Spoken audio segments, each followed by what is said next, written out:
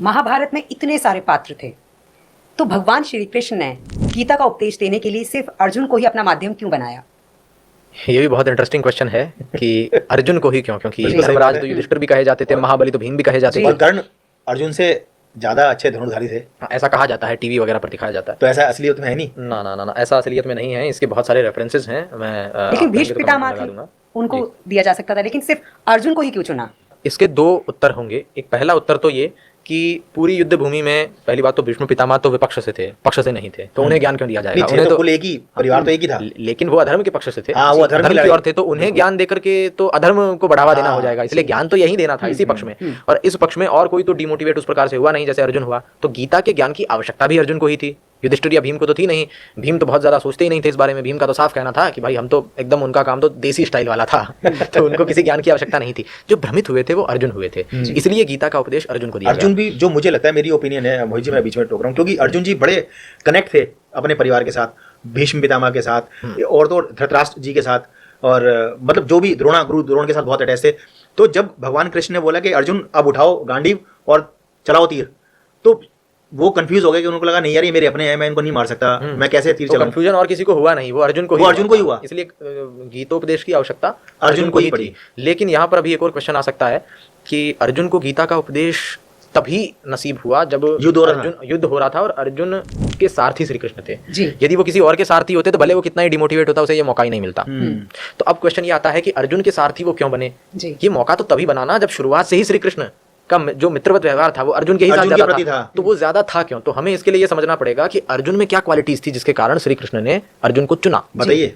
मैं तो यहाँ तक इतना दावा करूंगा कि यदि पांडवों के पक्ष में अर्जुन नहीं होते तो शायद ही श्री कृष्ण पांडवों की ओर से लड़ पाते। अच्छा। हाँ, द्रौपदी के लिए उन्हें फिर भी शायद लड़ना पड़ता, लेकिन जो मेन पांडवों की ओर से कॉन्फिडेंस से लड़ने का कारण था वो अर्जुन ही था।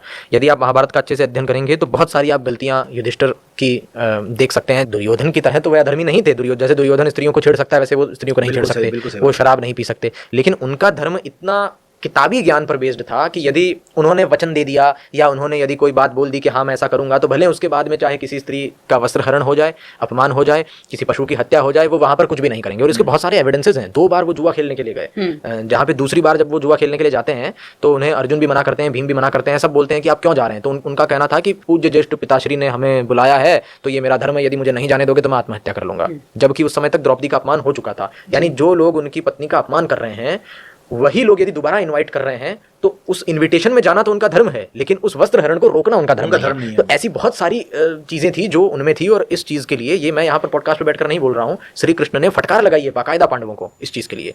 लेकिन अर्जुन एक ऐसा कैरेक्टर था, अर्जुन की भी बहुत सारी जगह पर श्री कृष्ण ने उनको फटकार लगाई है, लेकिन अर्जुन एकमात्र ऐसा कैरेक्टर था जो श्री कृष्ण के बाद बहुत दिव्यता से उसमें दिखता है। जैसे 5 मिनट में मैं अर्जुन के बारे में एक चीज शेयर करना चाहूंगा। कहा जाता है कि जब अर्जुन स्वर्ग में जाते हैं, अभी स्वर्ग पर भी हम बात करेंगे, तो अर्जुन जब स्वर्ग में जाते हैं तो अप्सरा उनके सामने आकर उन्हें एकांत में, जहां पर पूरा प्रासाद, पूरा महल, पूरा भवन अर्जुन के सानिध्य में होता है स्वर्ग में, उस एकांत में आकर जब वो अप्सरा अर्जुन से कहती है कि मुझसे विवाह कर लो, तो एकांत स्थिति में, और अप्सराएं जो कि अच्छे अच्छे तपस्वियों की तपस्या को भंग कर देती थी, उस स्थिति में अर्जुन के सामने जब वो प्रपोजल लेकर जाती है विवाह का, तो अर्जुन उन्हें माता कह करके पुकारते हैं और कहते हैं कि मैं पहले से मैं ब्रह्मचर्य का पालन करता हूं और आप तो मेरी माता के तुल्य हैं। तो एक ऐसा व्यक्ति जो हवा को तीरों से बांध सकता है, जो धनुर्वेद में निष्णात है, जहां वर्णन आता है कि महादेव, परशुराम और श्री राम के बाद यदि कोई धनुर्धारी हुआ है तो वो अर्जुन है। ऐसे जितेंद्रिय और ऐसे ब्रह्मचारी जो अकेले रह रहे एक सुविधाओं से भरे पूरे प्रासाद में अप्सरा को मां कह करके पुकार सकते हैं, इतने हाई कैरेक्टर वाले व्यक्ति जब युद्ध भूमि में डिमोटिवेट हो जाते हैं तब उन्हें गीतोपदेश की आवश्यकता पड़ती है और तब श्री कृष्ण को गीता का उपदेश उन्हें देना पड़ता है। तो अर्जुन का कैरेक्टर,